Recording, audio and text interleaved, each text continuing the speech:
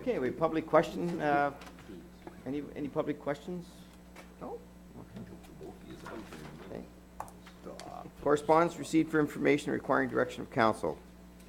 There was no electronic correspondence. There was Canadian Diabetes Association, November is Diabetes Month. Everybody can remember. Palmerston District Hospital Foundation Healthcare Heroes Radiothon, and is that in, when is that? October, right? Yeah. First week of October, oh yeah, because Heals, yeah. Okay, all right.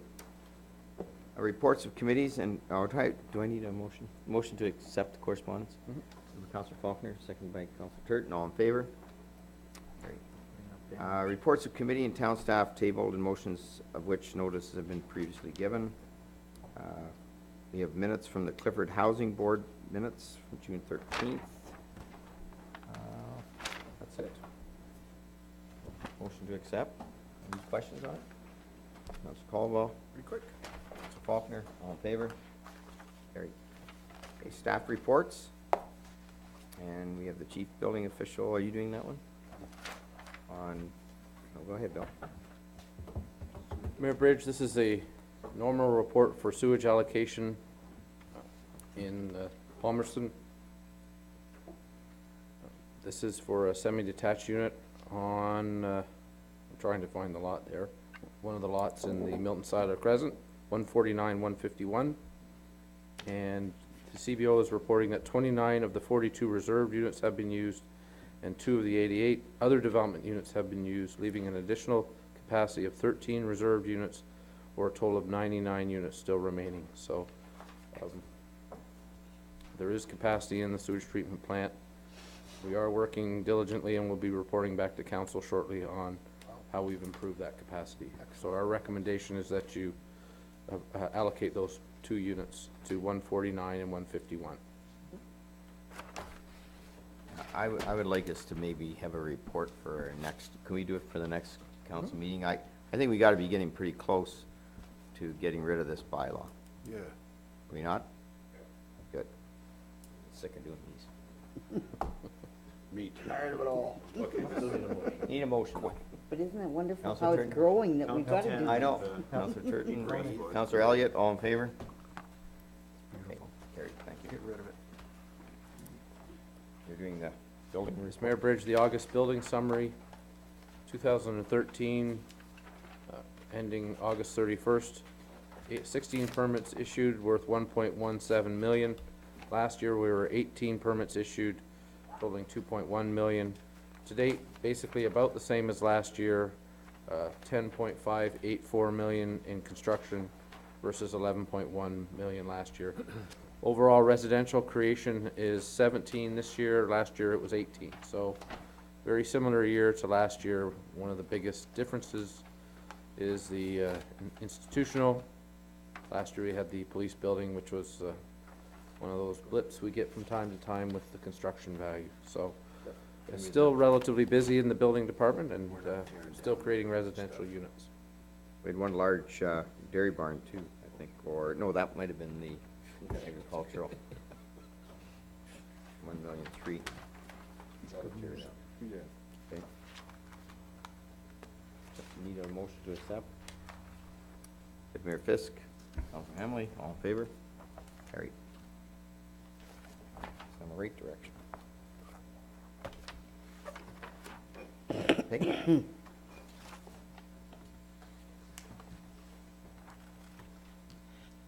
Good evening. Good evening.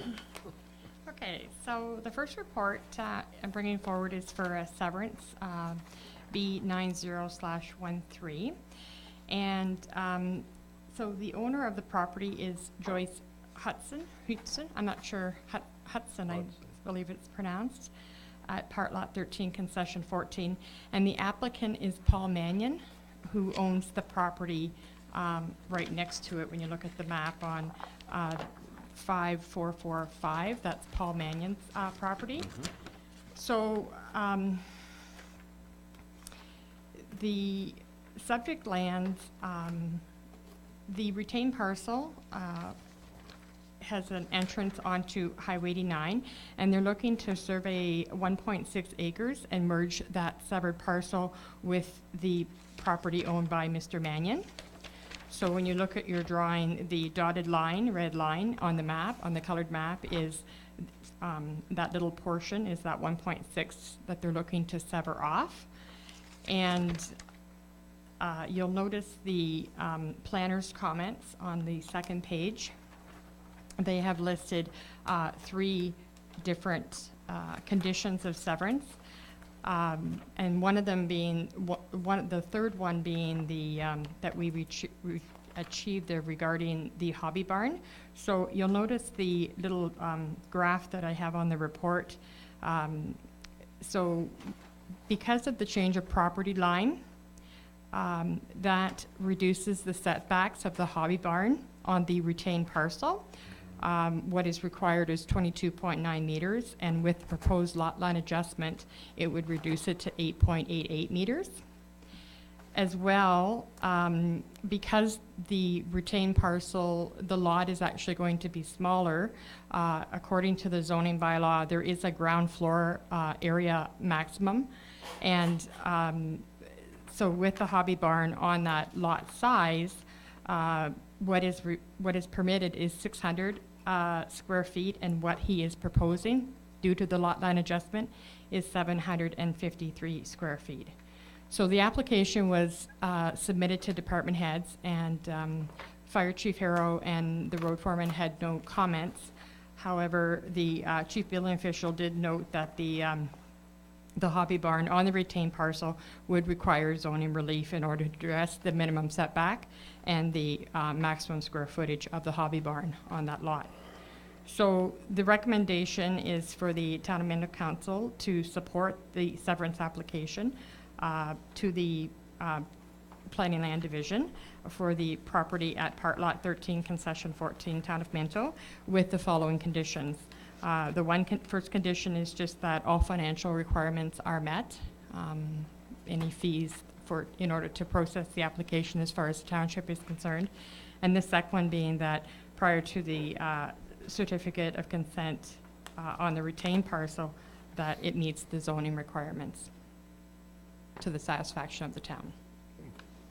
And I haven't listed the other 2 requirements that the planner has set out, because the conditions that we give to Planning Land Division are usually conditions that we can sign off on, and those other 2 conditions are not conditions that we can, as the town, can sign off on. Their county, the planner comments, yeah. Any questions? Questions for Peggy? Councillor Faulkner and then Just Councillor so Elliott. that I'm clear, the 6411 parcel is going back to the 64 acres or whatever that size that was. And then the part minus the red dot line on 6411, which would then be retained by 5415, is that correct? Yeah, is it 5415? I don't have my glasses on. Yes, it Yeah, is. so Yep. the small parcel between the red dotted line and the blue, like the small section, that section is going to the larger farm area over here. This whole part here? Yeah. Right. Yeah. Okay, To the as long as larger I'm farm. clear. Yeah. So that red line is the current lot line? No, that Oh, no. red line is the proposed lot line adjustment. Current is the blue. The current is the blue, Oh, I understood. and the red dotted is the proposed. Mr. Mannion, when he came in to drop the application off, said that he believes the original was created to follow the field at that time, and that's why it's the funny shape, and he would just like to see it squared up a little bit, so that's why they're proposing the red dotted one. So that blue line will actually disappear? That's correct. Okay. That's correct, because that little piece of property will be merged, quite likely as a condition, right, of the severance. Okay, so then Councillor Elliott and then Councillor Emily. Thanks, Councillor Hambley. Later. Thank you, Mr. Mayor. I'm not sure, if we're recommending this tonight, and it's going right to Planning Division, do we have to, is there a minor variance that we have to have? We would leave that, We would leave, through you, Mayor Bridge, we would leave the zoning relief set up. We would leave that to the planner to decide whether or not he wants to do it as a rezoning, or she through a rezoning or a minor So we variance. would send it to the county. We would send it to the for- planning line as- division, as yeah, to the- that we're that- supporting it. We support that, and whatever recommendations they come back on the zoning would be there. Yeah, we would leave that to the planner to decide, yeah. Thank you so much. Through you, your worship. Peg, silly question maybe, but why isn't the red dots a straight line? Well, because I wanted to be able to make sure you could see it, and I thought if I made it a straight line, it might be harder to see. No, no. No, at the At the bottom end, bottom, at the bottom end of the property. the bottom end of the Why isn't property. the red dots John? And then, like, You know, I'm not 100% sure on that. I'm not really sure. That was the sketch that came in with the application, I like, think, which is there's no on. buildings, there's no well, or there's no, like. Trees. Like he talks about squaring it up. Well, to me, you come down to the end of the property, then, Yeah, square. do a little Square. left and then a right. Yeah, Trees there? good Yeah, point. Like, I'm just wondering why it didn't come straight down to the corner of the blue line.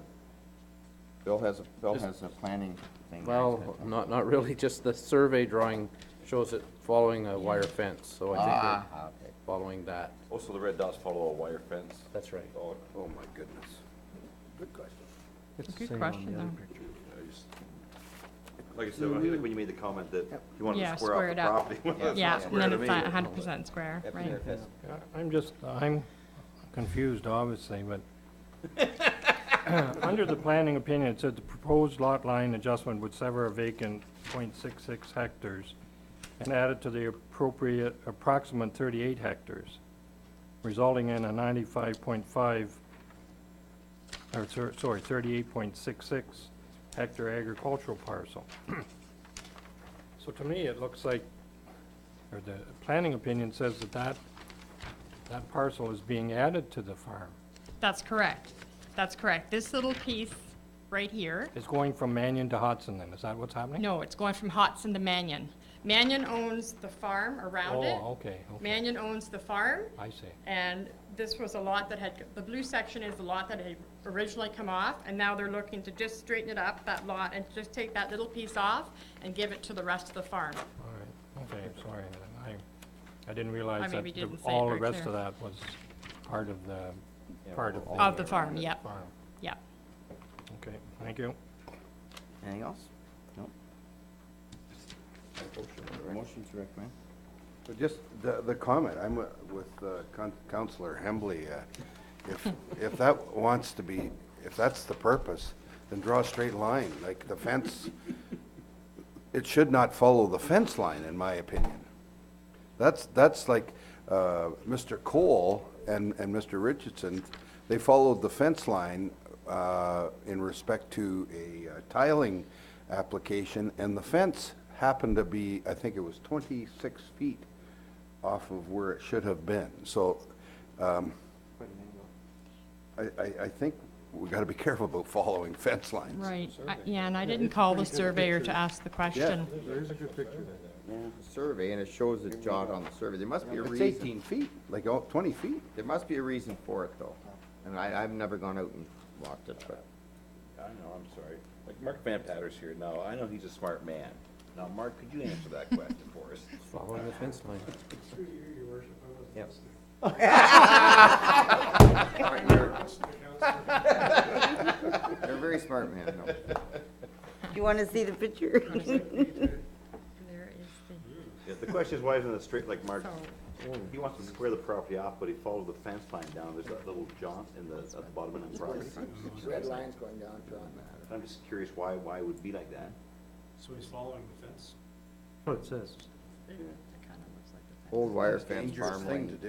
Yeah, you think it might be worth moving the fence? It says Yeah, farm I lane think so, too, too. though. It says farm lane. Does that mean that's why I said, can you tell if there's, doesn't look like there's a roadway there or any kind of lane? I'm wondering if it makes A sense field? for council just to raise that concern. Question why the. Yeah, like, I don't have a why problem. the lot boundary is irregular, there's not a straight line. Yeah. You could send that back. Send it back to, I don't have a it's going to problem land with your division to worship. talk about, so they can talk about it there. Not as Like, I don't have a problem with it, your worship. I'm just curious why it's like that, that's all. Exactly.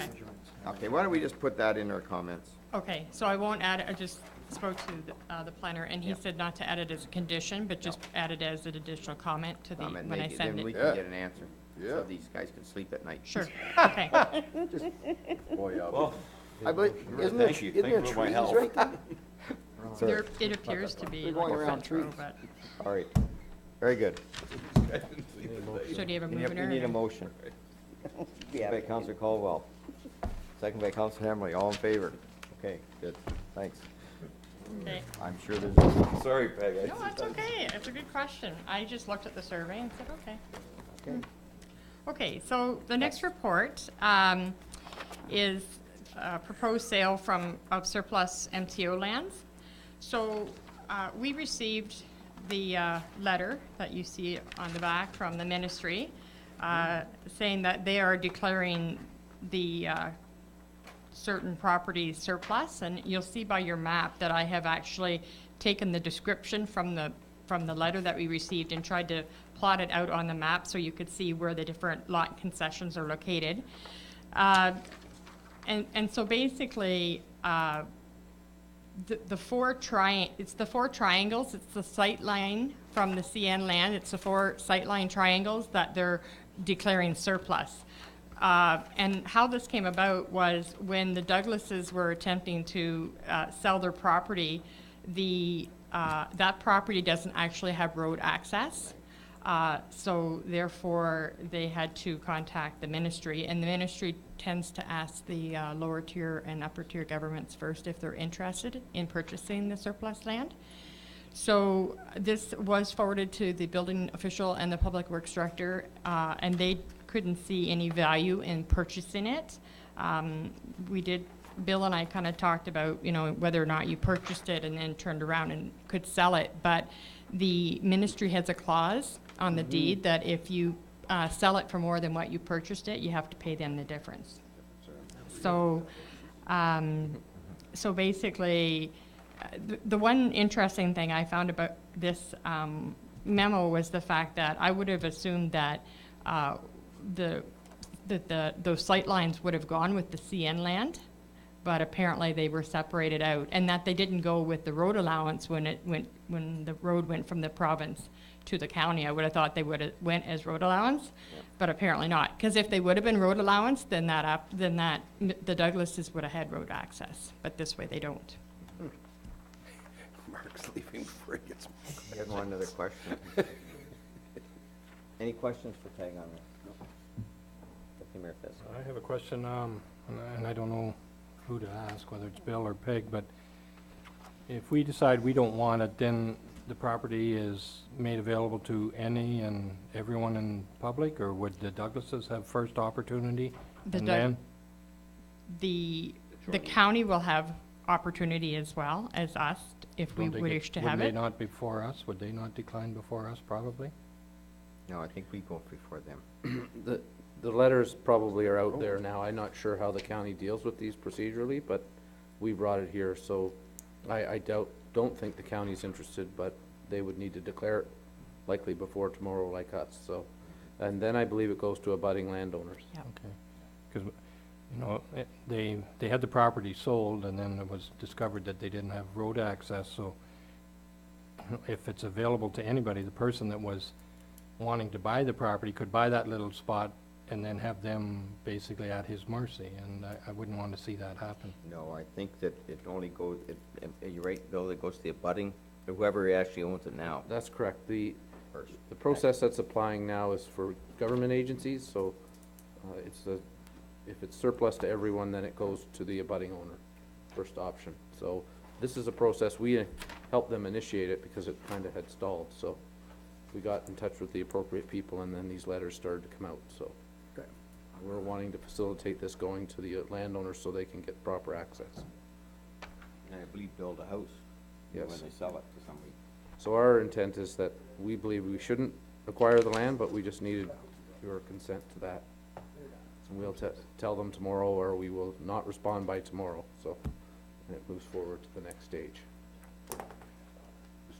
But your concern, Terry, is that the Douglases have first shot. Well, they approached me Yeah. about Yeah. this matter, and then I brought it to Bill's attention, and I commend Bill for getting this moving, because it's been dragging on with a lawyer for, I think, years, and nothing was happening, and here within about 6 weeks, we've got action. And I applaud Bill for getting that process started. So I agree with Deputy Mayor Fisk. I'm wondering if in this particular case, if the town should then say yes, and we can make sure that the Douglases get it. Well, I guess go ahead. Actually, the reason I knew that it was the Douglases was because I called Sarah at the Ministry of Transportation. She's the law clerk, and she was the one who told me that it was the Douglases and that they had initiated so they are aware that they are the ones that are initiating the process. No, I understand that. I'm talking about finalizing the process. Perhaps our resolution should just read that the town of Minto has no interest so long as the land goes to the Douglases. Good, perfect. I'd support that. And I know where we're trying to get to, it just, hopefully that they would be the one that gets the first shot at it. Okay, yep. So we need a motion to that. I will make Any that motion? motion. Counselor Faulkner, Counselor Churton, all in favor? Thanks, Peg. Thanks, Nick. And I think maybe, Bill, all that experience we've had with MTO have paid off in this case, because we have the contacts, and that's when Terry brought it to your attention, we were able to get at it, so. Good.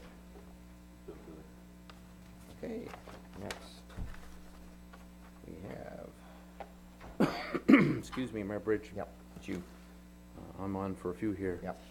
Environmental assessment, Harrison Industrial Park and the Palmerston Industrial Park Road extension. There was a map provided with your agenda of the two industrial parks. We are happily approaching capacity in the blue areas to some degrees. We need to expand both industrial parks. We have some demand in Palmerston for a new road that would extend westerly from Minto Road, and an EA was done on that in 2008.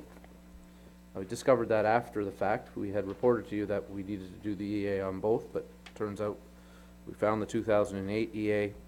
So we went to request for proposal for really 3 bodies of work. 2 parts of the work applied to Harrison, and that was preparing what's called a Class EA, whereby the engineer steers through the entire process, proposes options for laying out and expanding the industrial park. And there's 2 parcels to look at, the 11 acres, which is shown as Lot 3, and the 55 acres, which is shown as Lot 4. So when we spoke to council back in July, we suggested that we leave that as an option for the 55 acres to be added, and we went out to proposal on that portion of the work for the Harrison Class EA. For the Palmerston, all we have to do really is build a road. The actual location of that road is not yet set in the EA. It's generally in the vicinity of Noble Road, but on the other side of Minto Road. All we're looking for is an engineer to lay that out, design it, build, and supervise the construction of the services. We went out to proposal on this. We closed it sometime around the middle of August. We had 8 engineering firms bid on the work. 6 of them bid on doing both the Class EA for Harrison and the Palmerston servicing. 2 firms declined on the Class EA and only bid on the servicing. So the issue here in terms of allocating the work in our perspective is whether or not you wish to have one consultant do everything. Each of the proposals was read, and they're quite lengthy. We scored them and we've reviewed them. The essential difference, quite frankly, comes down to cost. All of the firms put very quality, very well-prepared proposals forward. They demonstrated an understanding of the processes that were involved, the public input that would be needed, and how these projects would be handled. So in terms of all 8 firms, they should be commended for excellent proposals, and it's nice to see such competitive interest in our work. In terms of the Class EA for just the 11 acres, if you just wanted to do that, the lowest bid is $31,230 from Genevar, and BM Ross is $32,080. The highest price for that 11 acres to do an EA was $47,000. If you wanted to go with the option of adding in the 55-acre parcel, then it switches around a little. BM Ross is 48,220 and Genevar is 49,645. We had quite a bit higher prices. If there was one area where this project really varied was how the 55 acres would be treated. So we had some coming in at around $140,000. So, but generally they were between 55 and 73,000. In terms of the Palmerston Road extension and the engineering design contract supervision and tendering, the lowest bid that came in for that is $25,480, and BM Ross was from Triton Engineering. BM Ross was $31,100. The highest price for that work was at $52,000. If you wanted to award all the work to BM Ross, because they are the lowest bid on the combined all three works, then you're looking at $79,320, with the next lowest for all three at $97,265. The RFP did allow us to split out the Harrison work from the Palmerston work. If you awarded the project for the 11 and the 55 acres to BM Ross, then their costs would be, and the Triton got the Palmerston work, we'd save about $5,600 doing that. So that's what we're recommending. We're recommending that we go ahead with the Class EA for the 11 and the 55 acres, and that be awarded to BM Ross at $48,220 plus HST, and that we implement the Class EA for Palmerston Industrial Park through Triton at a cost of $25,480. Just the final point, the Class EA is good for 10 years. So we'll have time to expand slowly into that 55 acres if need be. Yes, through you, Mayor Bridges. Bill, you mentioned there is some advantages to one firm doing all the work. Could you just review what that advantage would be? I guess the only advantage is that you're dealing with one firm and not multiple, but the projects are separated in different locations in our municipality, so splitting it along that lines makes some sense if you're going to split it at all. So it really goes to what you wish to do. I think the benefit to splitting it is the savings. Yep. So I think $5,600 on this kind of work is worth saving. And it's two firms we've worked with before and feel comfortable with, yeah, okay. Council Turton. Yes, thank you, Mayor Bridge. The EA that was done in Palmerston in 2008, was that either one of these firms? BM Ross did the EA in Palmerston. And so that's good till 2018. Yes. Thank you. Any questions? Okay. Recommendation? Just to add, just briefly, we also have in the proposals noise work and archaeological work in Harrison, which has to be done to deal with the holding zone provisions that are there. So our recommendation is to split the work and award it to BM Ross and Triton. Right. Yeah. Okay. That's a recommendation. Move that? Yeah, I'll move that. Councilor Hemley, Councilor Turton, all in favor? Carried. Okay. Your next, go again. Thank you, Mayor Bridge. This next report pertains to Harrison floodplain mapping. It's kind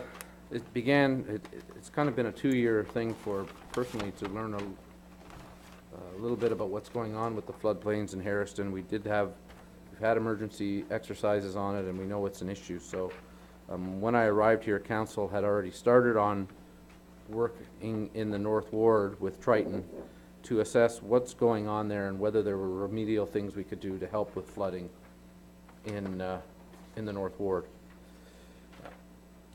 Mr. Ziegler has provided a summary of where we are with that work. There are a couple of small things that can be done, but the issue with the North Ward really is not the North Ward itself.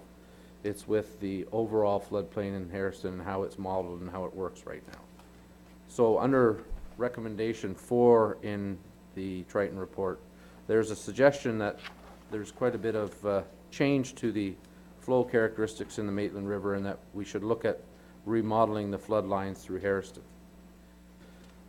We had also been hearing from the Conservation Authority and Deputy Mayor Fisk, who is our representative on both authorities, that we need to be diligent and move forward with our work on Harrison flooding, floodplain management. throughout the municipality, but in particular Harrison floodplains, just because of the history there and the potential for damage. They had encouraged us to look at the work that was done between 1977 and 1988, and in the report, there's quite a lengthy summary of all that, which I won't go through each thing, but it is quite rather interesting to find out how things have worked and how really this idea of being more accurate on the floodplains and in a sense shrinking them a little bit in Harrison has happened through the 4 studies that occurred in the late 70s and mid 80s. At the bottom of page 4 of the report, there are 4 points that kind of summarize where we are.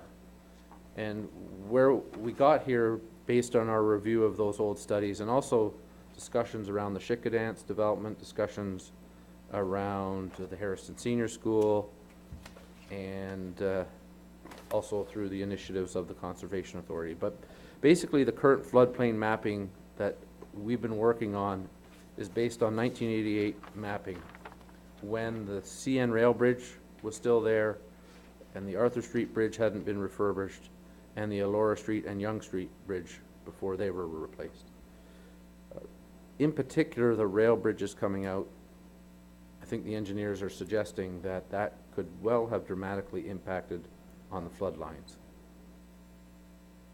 So that's the first point. The second point is that in 1988, the size of the floodplain was significantly reduced from almost all of Harrison in 1977 to mainly areas north and east of the Maitland due to improved modeling and more accurate data at that time. So even then, we were talking about then the very thing we're talking about now.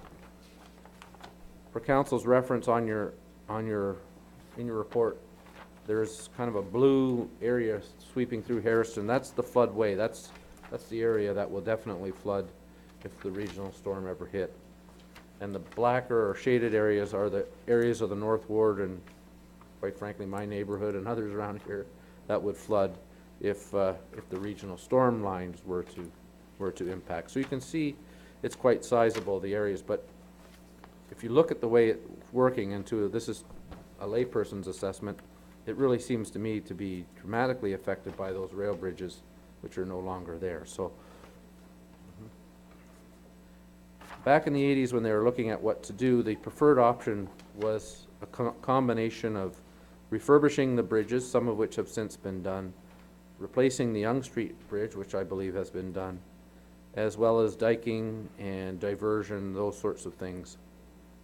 None of the solutions ever talked about removing the rail bridges, because back then, of course, it wasn't really contemplated. The railway was there, and that was it.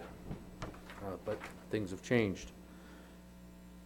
If we went into the diking option, we're talking about diking and managing the banks of the river, like is shown in Paisley.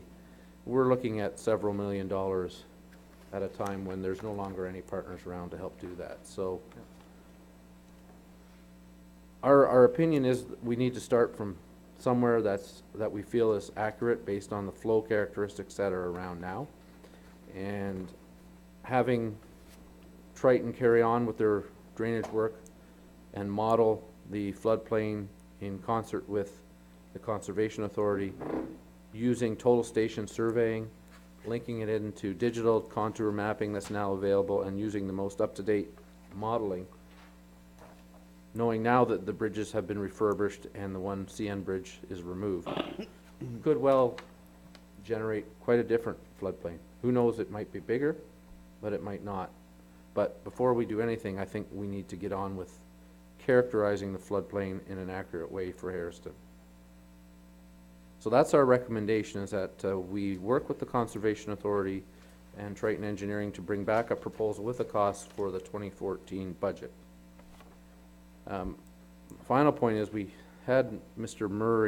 Neil Murray in during the Harrison Senior School discussions, and he had referenced a petition which we weren't able ever to find, but we did manage to find it in the 2010 set of Public Works Committee minutes.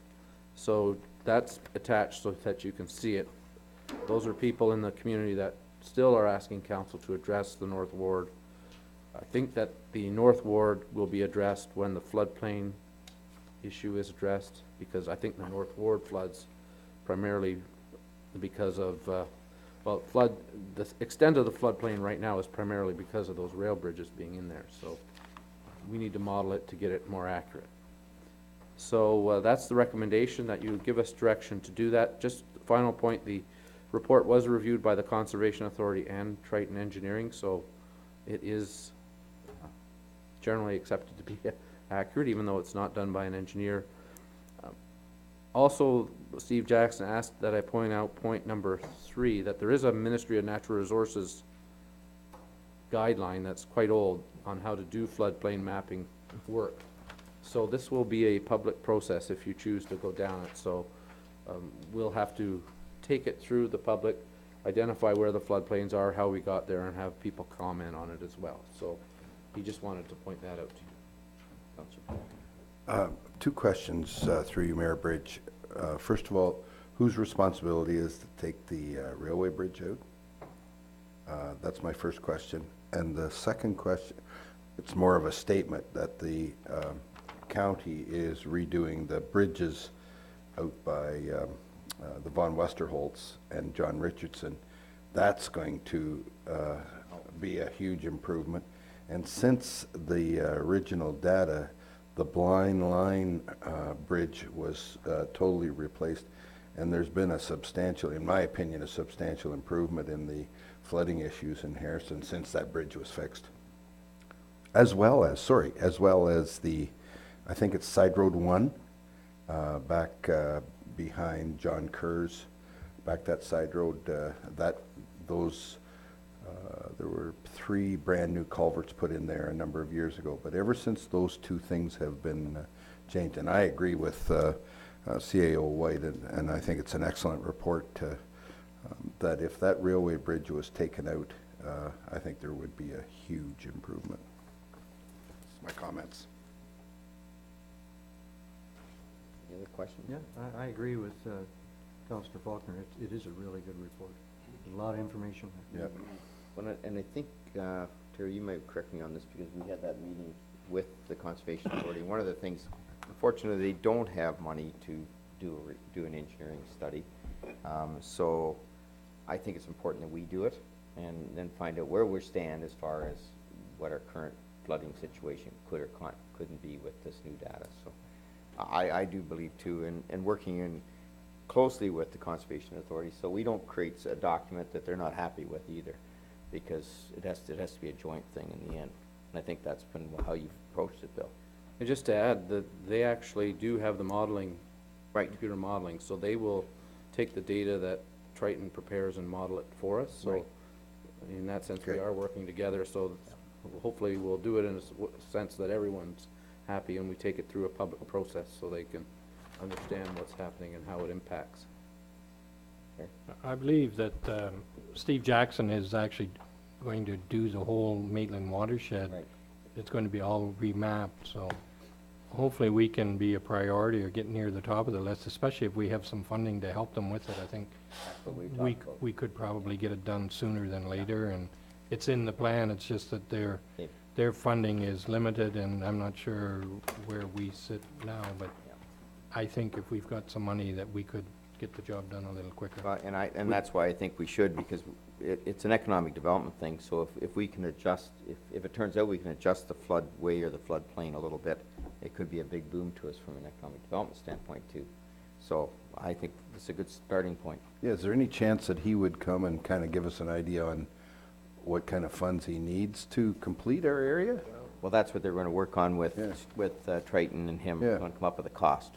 I have a meeting tomorrow night. We have our monthly Maitland Valley Conservation meeting, and they always ask the directors if they have anything, so I can bring it up and see. That'd be perfect. See if we could get some information that would help us perhaps when the budget process starts, and That's totally. and they'd be more than happy to receive some extra funding to speed things up.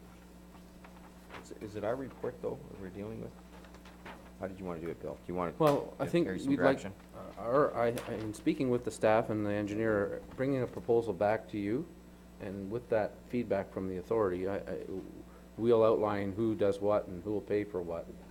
And then we have to, we're right in our budget period now Right. too, so we'll have a bit of an idea of what we can put out there. But I agree, let's get started on it. Okay, good stuff. Can I have a motion to accept? Mayor Fisk, Councillor Faulkner, all in favor? Carried. Go ahead, Bill. You're still there, aren't you? Yes, Mayor Bridge, this is the easements trunk sanitary force main for Hairston. This is more of an information report and to get council's direction if we're getting a little too far afield or not. We have funding for the force main project. Force main would follow essentially that hatched black line from John Street Pumping Station. I guess that would be more westerly, up towards the Hairston lagoons and into the lagoon property. This is primarily funded by the remnants of the Build Canada funds. Its design has been prepared by BM Ross. In the course of the design, we determined that we would need easements. We wouldn't need easements if we put the force main on the other side of the drainage course that's shown there, but the engineers are now 100% satisfied that it should be on this side, and we've approached the two landowners with regard to easements, and we have reached a general understanding on where we are going to go.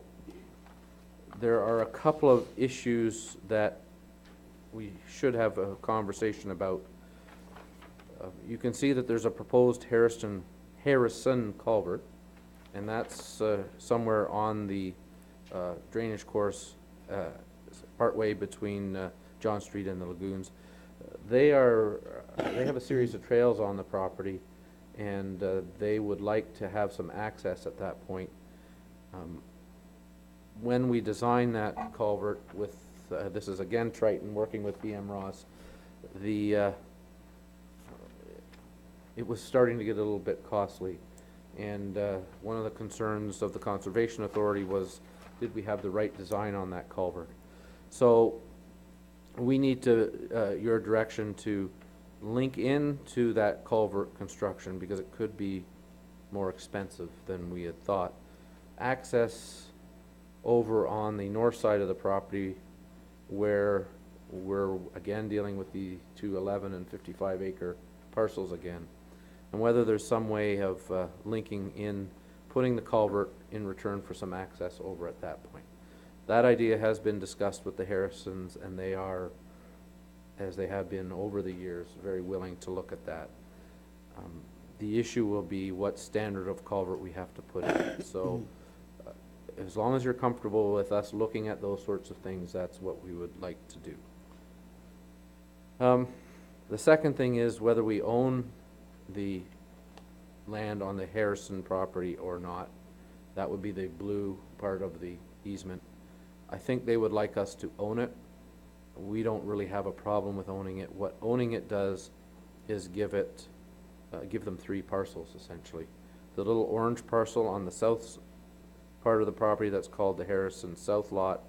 Then the middle parcel just below the blue area, and then the north parcel on the other side. This map was prepared by the county, so we did have the county planner out there. Mark was met with myself and one of the Harrison family members, and we've all looked at this map. The red line around the lagoons is a setback that will limit development, but the essence of our discussion was, well, what can happen here in the future in terms of development? If we get the blue land and these lands are put in deferred development, then they would be allowed 1 house per lot. So 1 on the Harrison South lot, 1 on the lot just south of the blue area, and 1 on the big lot. That's likely all they're really going to get for the next 5 to 10 years based on the current demand for lots in Hairston. So they were comfortable with that. The Phoenix people have been very cooperative. They're planning on some work to their parking area anyway, so we'll be able to work together at that location. But the question is, are you okay with us proceeding to finalize these easements on the basis that we would own the blue area and that the culvert would be linked in with access on the north lot? Mayor Fisk.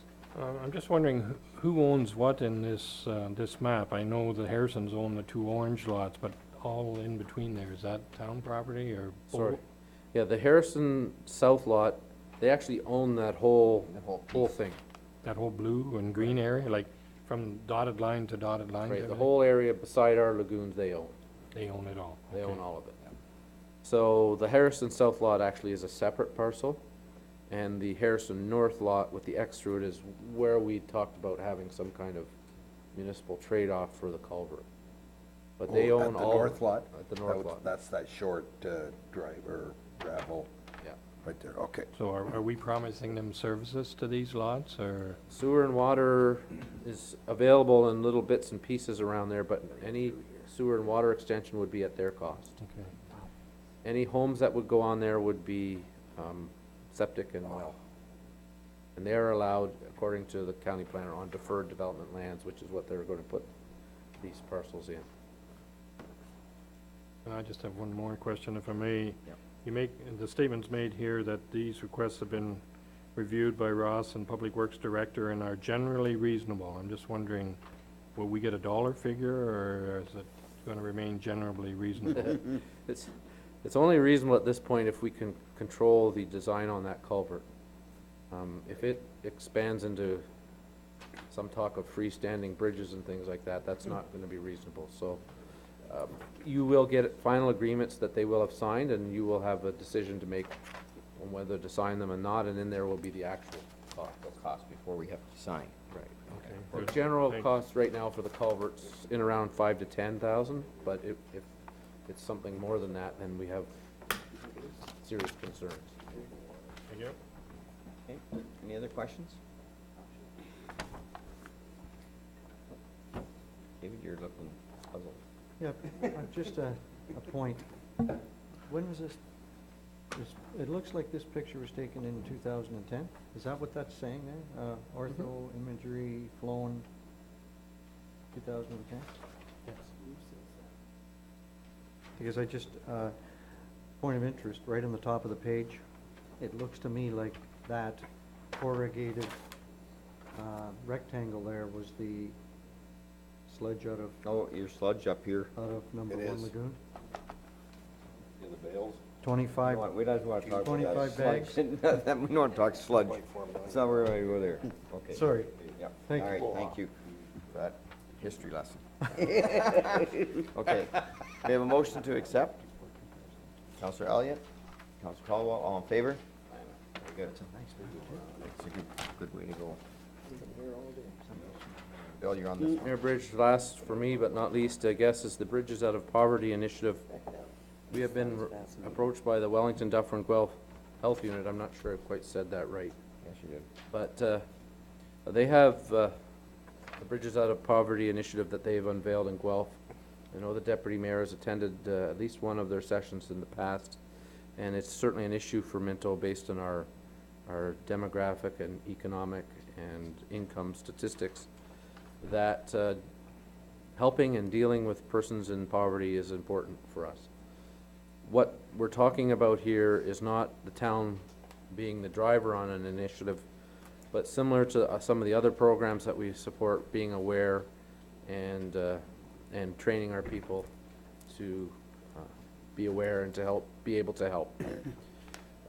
There's a couple of events coming up in Palmerston at the Lion's Den.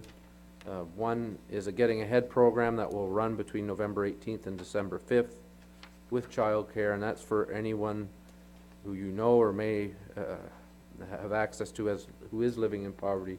If they want to get help, they can do that. The second is the Bridges Out of Poverty training for professionals within the community. Anyone who runs a business can get this training. It's $40. It's a day long. It's October 16th. I think it would be important for businesses to do that and like us to learn more about what the problem is here and how we can be more accommodating and more helpful and help people. Karen's also, because they want to make Minto a bit of a pilot project, one of the first Wellington municipalities for this to be unveiled in, she is going to do some training for us, for council and department heads and other staff for 3 hours at no cost. And I think that would be a start for us to become more aware. We know our demographics and economic situation leads us to having persons who from time to time or for a long time are experiencing poverty, and we certainly as a department head group and staff would recommend that we head down this road on the pilot project. That's our recommendation. Questions, comments? Gary? I'd like to thank Bill for bringing this and putting it on the agenda. This is a real passion of mine. You know, we're seeing third generation of social assistance families in our community, and there's really no hope for these people, and I think it's time that we started to take an interest in their well-being. They don't need a handout, they need a hand up. And I think a program like this is a good start. It's been very successful in the U.S. and in areas of poverty, and the statistics show us that we are in that class, unfortunately, in this community, and I think it's a great step, and I personally hope to be quite involved with the whole process. So, and I would encourage everyone else to do what you can, because it's important, and we need to do something, and we need to get these people on the right track. And we know, or it's been proven numerous times, that you get these people out of poverty, your policing costs go down, your health costs go down, education, the kids are more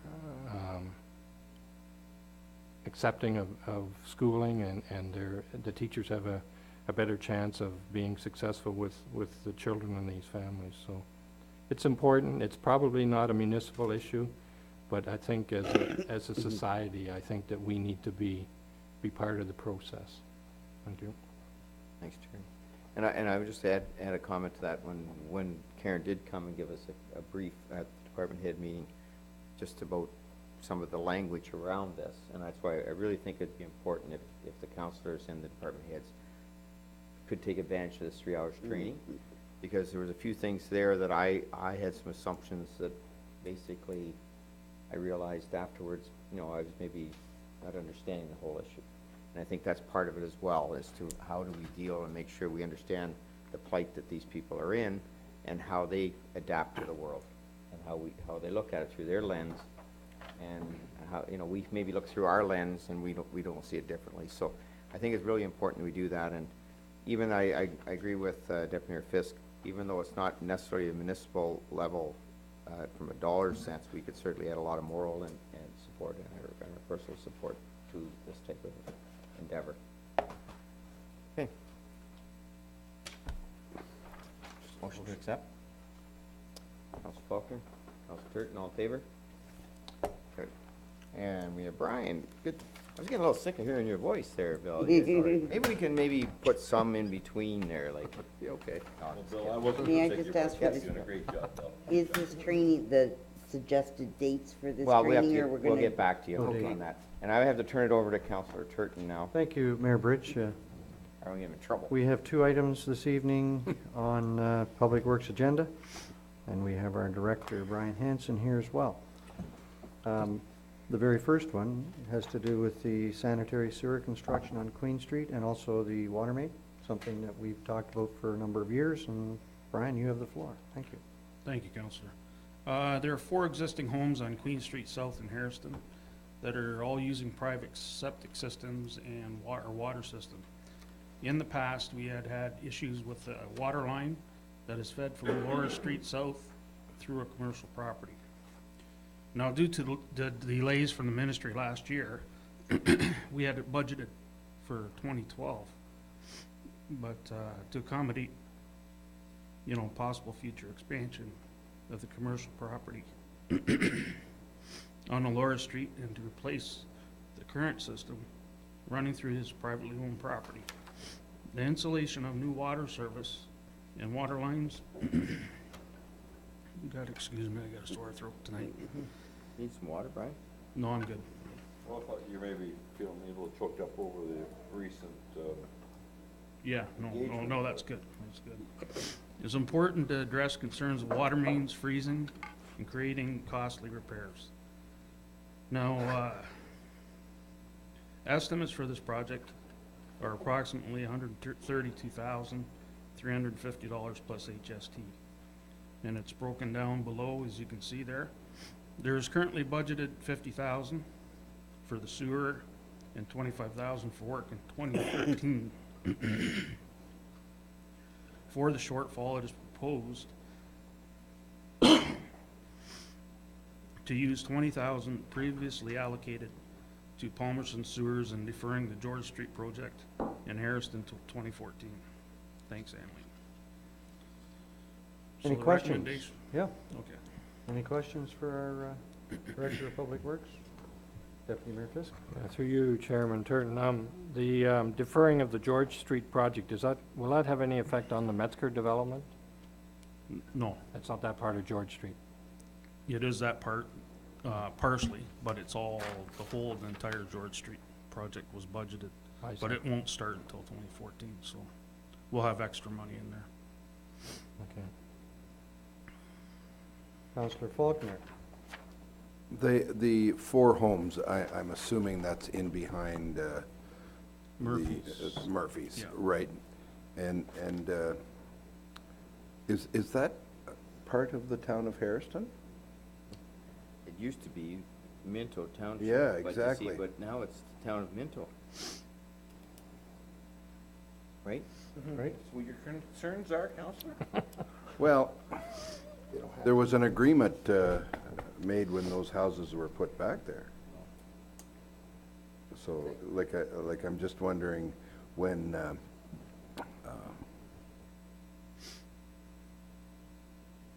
no, that's fine. Talk to us, my friend. No, I just,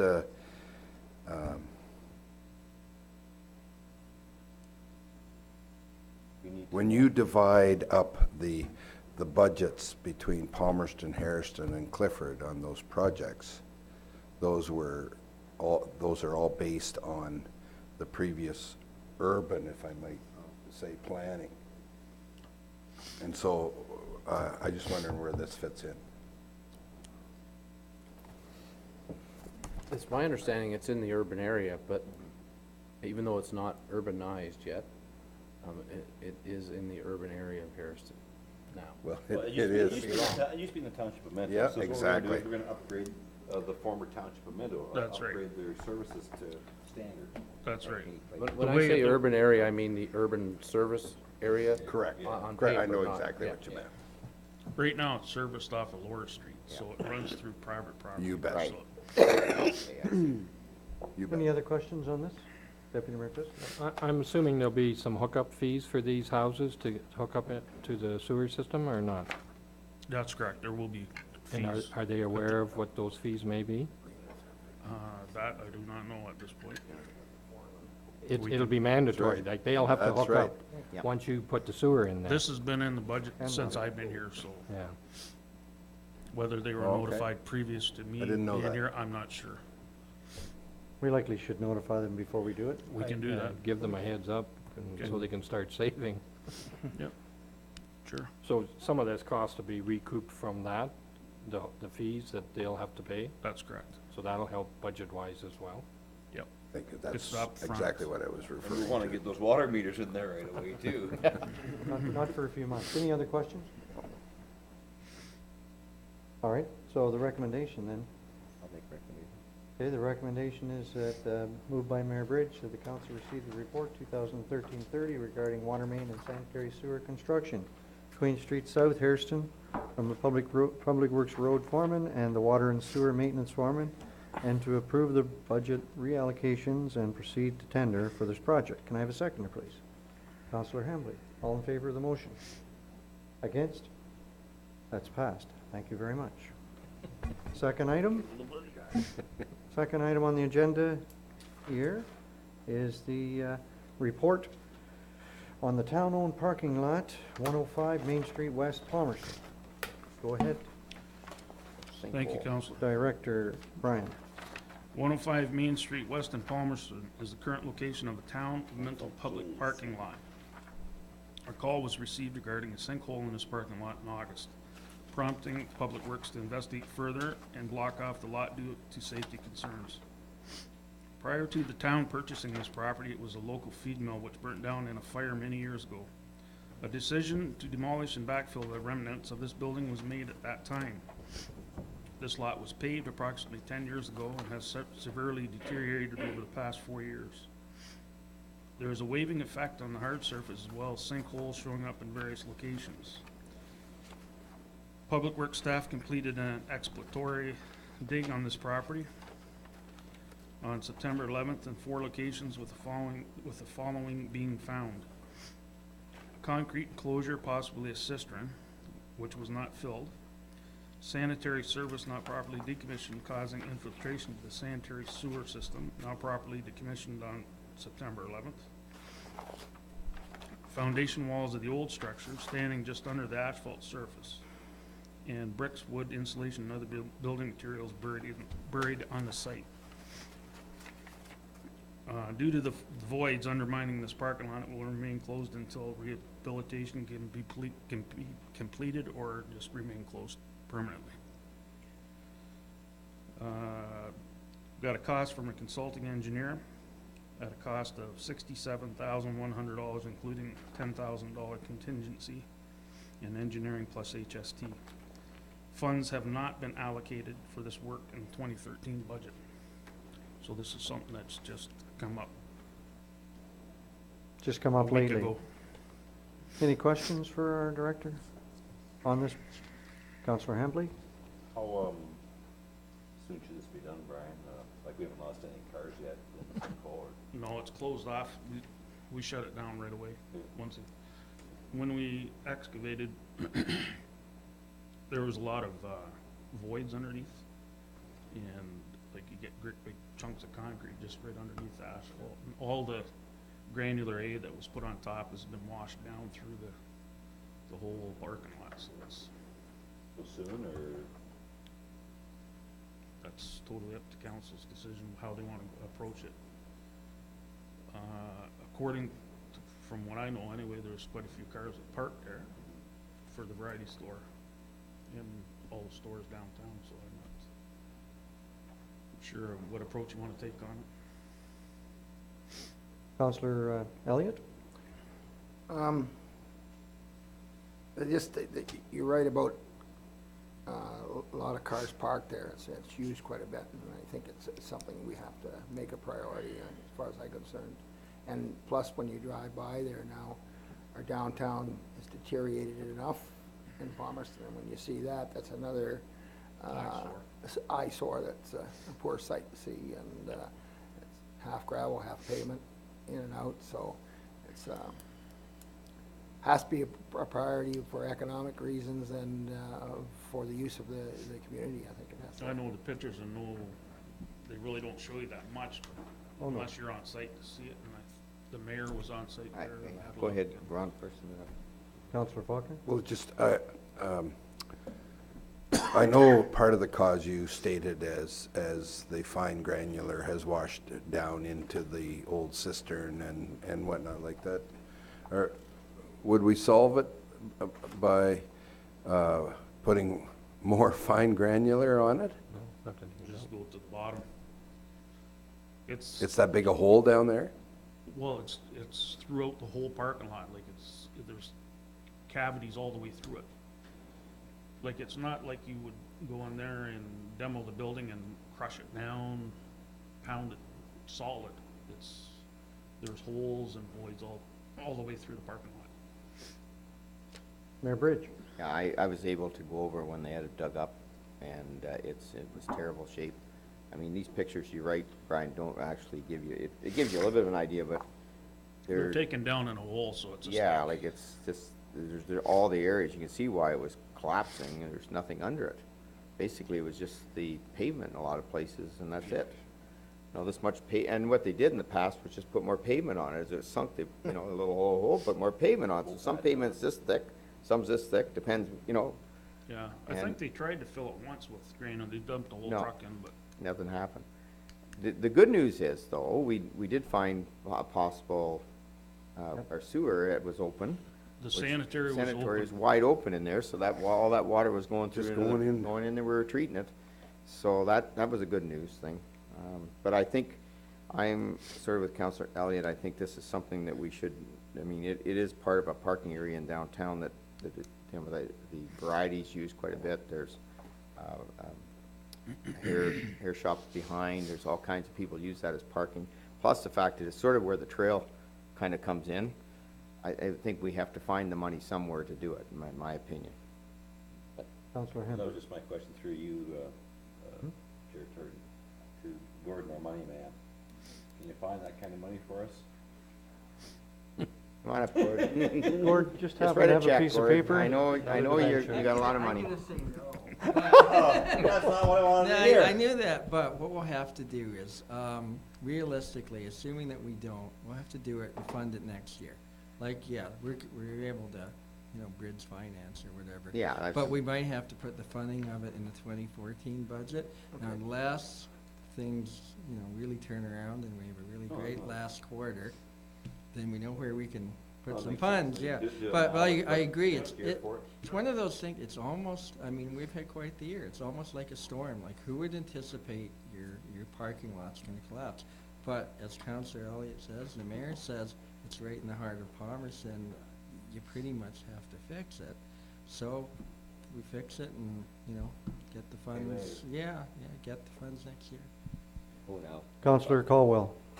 Through you, Councillor Turton, just a quick question. Will this solve the issue, or is this a stopgap? No, this is Yep. permanent. It is permanent, okay. Yeah. What happens is they're gonna excavate it all out, take it all out and get it away, and then backfill it properly, proper granular asphalt top. We're gonna do it right. Did you check for Yes. Jimmy Hoffa? Deputy Mayor Fisk. Is this a project that our staff could do, or does it have to be tendered out? No, it'd have to be tendered, only because we don't have that big excavator. We've got the backhoe, but Backhoe wouldn't do This it. stuff is really big. So could we do the fill? But would that save us some money? it might Haul with our trucks. haul it out of our pits. Well, I don't know, I See mean, what we we can get out of there to save some. could be an option, and do we have to pay the engineering? Like, does it cost $10,000 to engineer a parking lot? Well, no comment. So is that, Get the stamp, it does. $10,000 contingency on possibly something else that you might find? You never know what's gonna come up. Exactly. CBO. CBO. Pardon I me. was acting CEO Pardon me. personally earlier. Pardon me. Actually, in defense of perhaps having a good design plan for this, I would like council to see it, because I think it's an important part of the downtown, and rather than just digging it out and paving it, we might want to look at urban design issues there a little bit.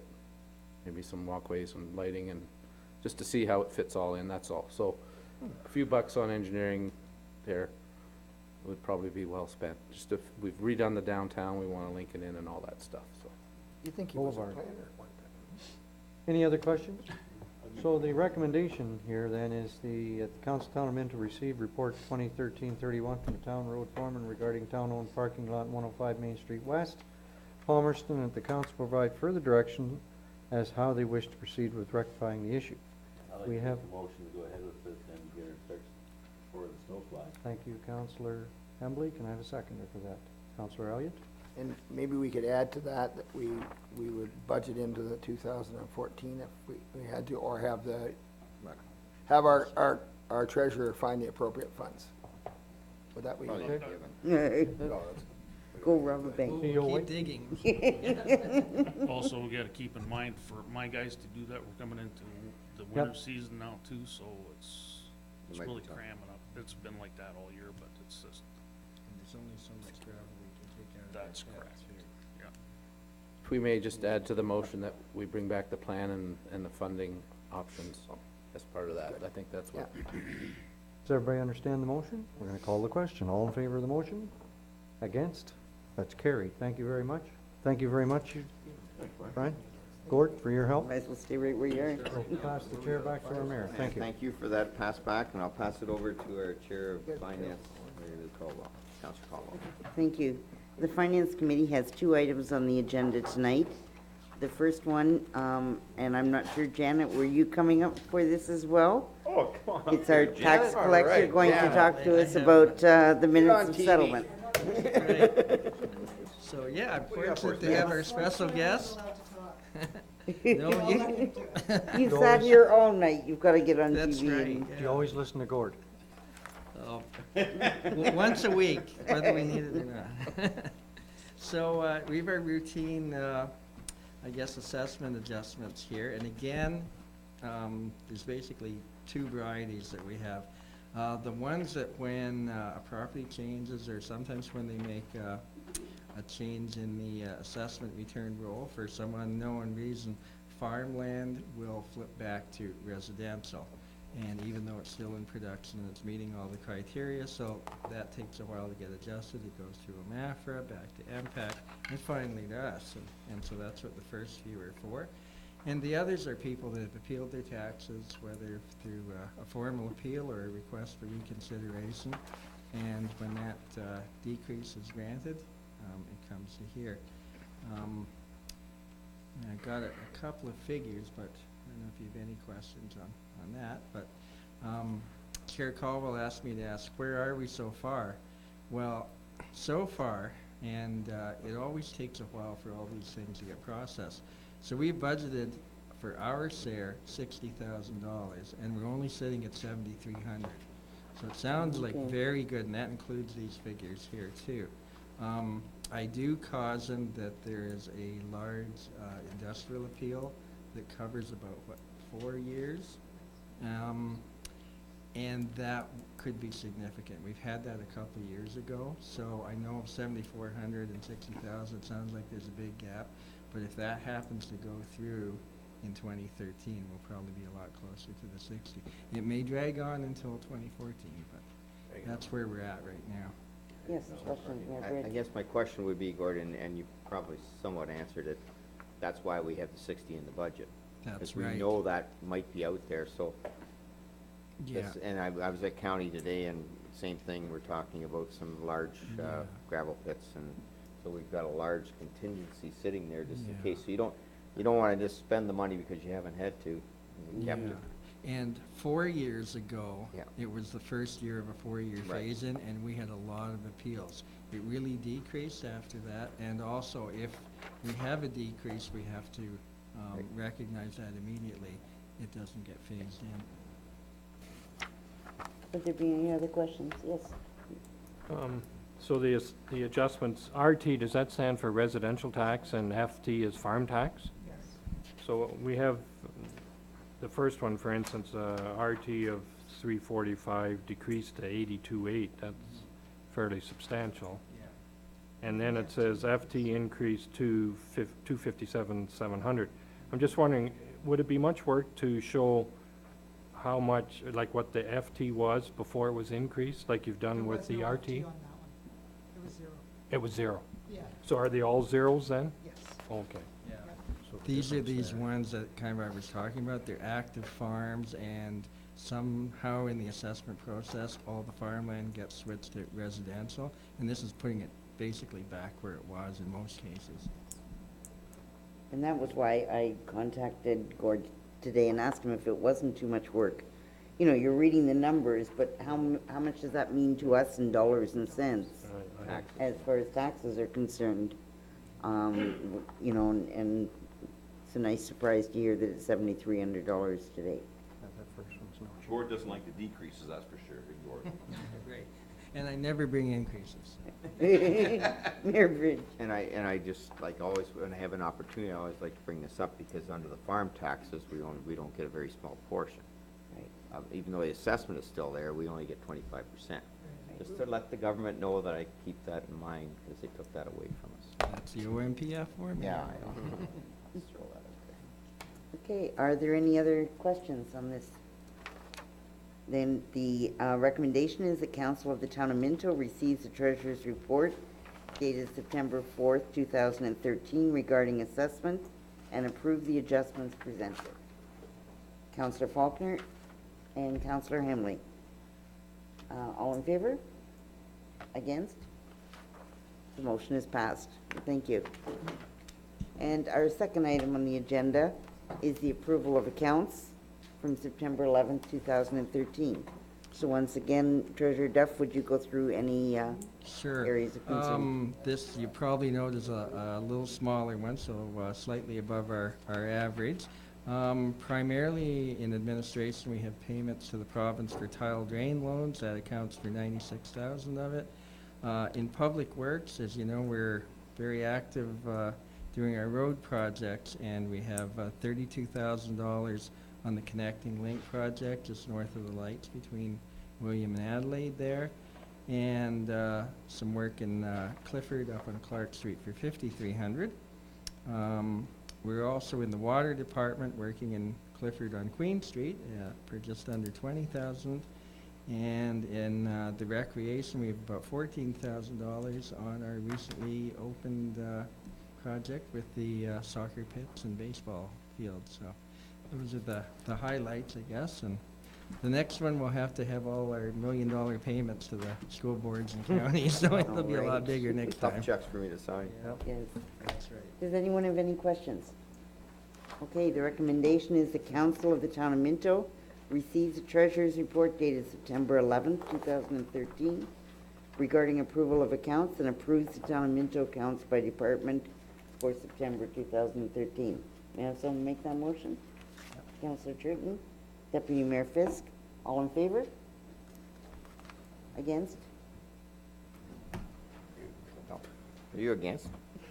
Well, yeah, there's no money spent in tourism. Oh. Can't support that. And the motion is passed. Thank you very much. Thank you. Slip that through. Okay, next up is the additional items, disclosed additional items, and I'll start off with, who have I got on this? I think we'll start this side this time. Terry, you want to go first? Yep, sure. I'd just like to publicly announce or acknowledge that I was soundly trounced by Mayor Bridge in the cake decorating contest at the Minto Agricultural Society Fair. I'm not, I know I wanted them to. Well, and I was trounced by Brittany, who is initial. the ambassador for the fire department for Ontario, so I think both of us lost to good looks, although I have to give Deputy Mayor Fisk a lot of credit. He came up with some really neat ideas. He dressed as Adam Cartwright and a few other things. Well, they couldn't guess it. They call did they call you Haas or one of them? No, it wasn't. And it was Or Mike, Ron Elliott. it was right. Okay, but it was a lot of fun, and if you were at the Harrison Fair next year, one of you guys can do it. Dan Blocker. Anyways, lots of fun. Thanks. Ron, and then Rick. Which Ron? Ron, yeah, right. This round? You got something wrong, no? I had to do something. Just to ask everybody, if you're driving past the fire hall, have a look. The new Looking nice. brick is on the front there now, and I'm really pleased on how that's going to fit in with the library and Leslie's renovations. Thank you. Thank you. It's on time, I think. Yes. Okay. On time and on budget. On budget. Good. Nice. Close. Two nice words. Time or budget? Within the contingent. Yes. On Oh, time. it's in the contingent. Still On within- time. Yes, that's right. Rick? That's right. Okay, had a meeting, what's this, I'm work starting what day this is Tuesday. It was Tuesday. last week. Yeah. A meeting with Matt and the trail committee, linking up Palmerston to Harrison. It looks pretty good. I think the group's gonna approach some of the landowners to keep us off the main roads anyways. And then we're gonna look at linking up, obviously we go from Greenbush up to Clifford, so we're gonna look up how we can link up Harrison in the Greenbush. And I know this is all Minto, but just so you know, for landmarks. So that looks pretty good. And also, yesterday, was it yesterday, my friend? Ron and myself, sorry for Mandy's loss, also. Yeah. Mandy couldn't make it to the Workforce Planning Board meeting that we went to yesterday, which was focused on food and the economy. And actually some real good, I'll just give you a few facts here that they threw at us. And I got the email from our MAPRA representative, which is a I'd like to read through. But they talk about one farmer creates 4 jobs, which I did not know that. Obviously, you're looking at machinery, you're looking at seed, food, stuff like that. So I think that's quite a stat. One farmer creates 4 jobs. And Terry might be interested in this, with climate change and whatnot. Every 1 degree of climate change that goes up in the world decreases your food production by 10%. You know, and they're talking about soil erosion, they're talking about water supply, the population increase. They talked about urban sprawl in different major cities. And the gentleman that spoke there from BC, a lot of the new grocery stores are actually building the new buildings that can support gardens on the roofs of their new buildings. One stat there was, once your food reaches 7 days, it starts to decrease in nutrients and vitamins by 50%. So that's another reason to buy local, as opposed to food sitting on a container ship coming from overseas for a couple of weeks. I'm gonna ramp this up here. I got this from our prep. Just a quick one here from Jerry. This is the $10 challenge, it's called. If each household in Ontario was to spend an extra $10 on locally grown food, and locally grown food, they say the 100-mile radius, right, would put $2.4 billion into the Ontario economy. With that additional $2.4 billion, it would create 10,000 new jobs. With that money circulating, would be increased to $3.6 billion. So, like I said, just by $10 a household is $2.4 billion more into the economy in Ontario. And like I said, I've got all kinds of stats here, and it was quite interesting. Yes, If Ron, sure if you was. got anything to add, but I had my eyes open, because you know, you go to the grocery store and you buy your food, and you know, they talked about, and I don't want to say China, but you know what, it is China. Just the way their chicken and the way their fish are fed. If you want to talk to me later, I'll tell you how they are fed, which is, I personally won't buy any food from China, but you can get within 100 miles of this area. You can get. Well, obviously there's some stuff you can't get, like personally grown bananas, but you can get oranges, you can get lemons that are grown in greenhouses in our area here, strawberries and whatnot. But I would like to make that challenge, like Yeah. spend an extra $10 on locally grown food. And They were also talking about bring into high schools and have the students actually as part of curriculum about the food and what, you know, local foods. And it was also a initiative where they did a survey, and part of the survey said that people would prefer to buy local than they would to save money. So if you had the choice, people would prefer. And that was quite a stat. It was hard to believe that, you know, they'd buy locally before they But would. just for the health reasons and like our economy here in our area, like I personally don't mind spending a few extra bucks to get something locally grown, to be honest with you. But it was a great seminar. I've got some information for Andy, and I'll give that to It was Terry, and she excellent. can peruse that. But if you guys have any questions on any of that stuff, feel free to give me a shout. And thank you. So I'm doing yours, I guess. Oh, you won? Yeah, I just quickly thought about it, and I was thinking about our Lions Park. We finished our last week, Saturday, our boss, Dave Wilson, who gets us all to work out on, all the Lions to work on Saturdays, and volunteers. And this Saturday was our last weekend to work for this summer until next spring again. And I just want to say we've completed all the bricking right across the park now, from one end to right to the other end. And we've got it all lit, all the lights are in now, and we reseeded it all. We put in, I'm thinking, 50 new trees in the park over this year too. So it's keep growing and growing and growing. We still have more and more stuff that we want to do. I want to thank Bill. He got CNR Park, or Fountain Park as we all know it as. He got the fountain, got the staff working on that, and with the Lions, they helped seal the leaks that were in the fountain, and Bill got it up and running. It looks just fabulous of what's happening, and so, and Brian, thank you for your staff to do that. So, just want to say with the share of the town and the Lions do appreciate the cooperation we have with the community, with the support that we have, and it comes back in many ways because we get nothing but compliments about what's happening, and again, the town has a big share in that. And the Lions do want to thank you. Thanks, Ron.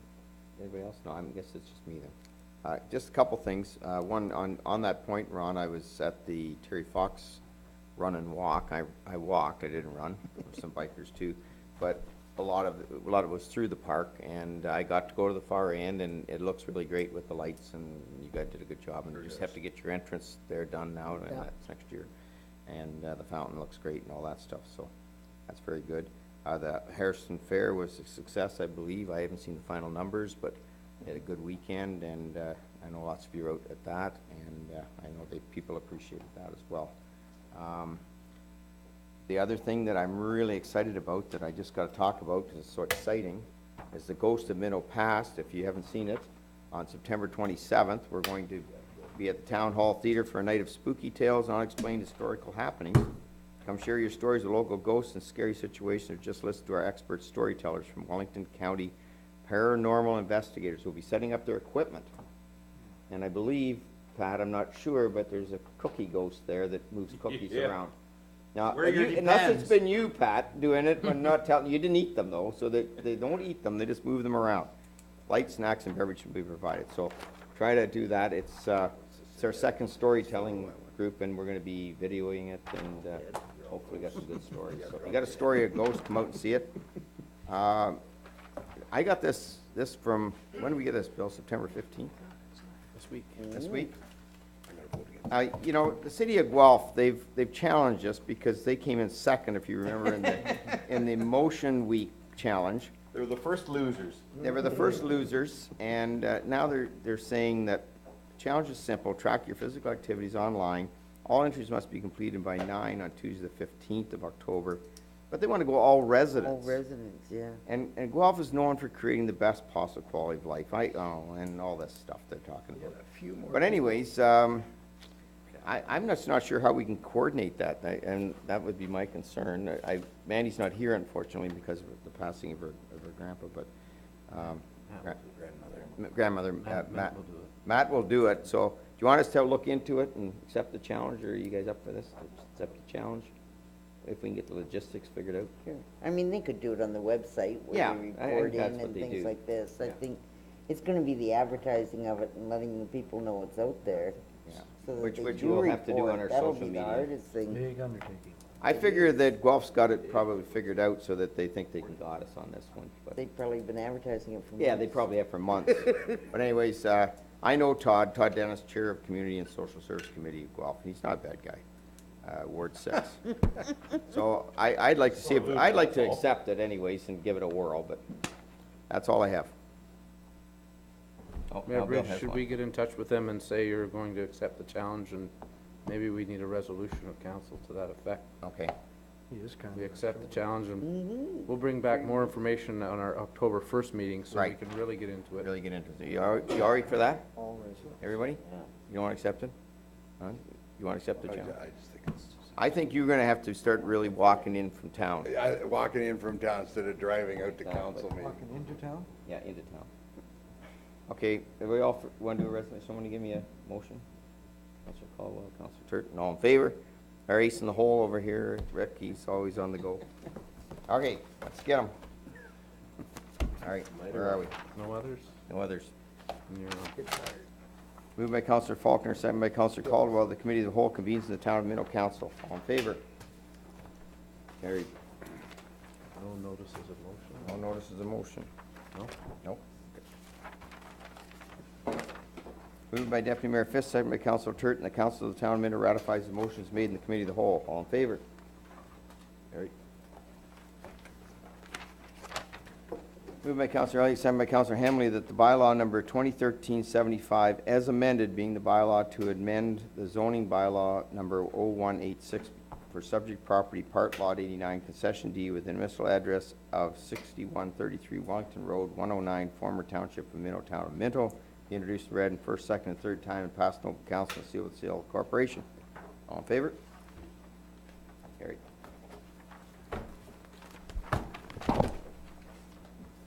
Moved by Councillor Caldwell, second by Councillor Turton, the bylaw number 2013-76 being the bylaw to enact rules and regulations for the installation of water meters be introduced and read in first, second, and third time, passed open council, sealed with the seal of the corporation.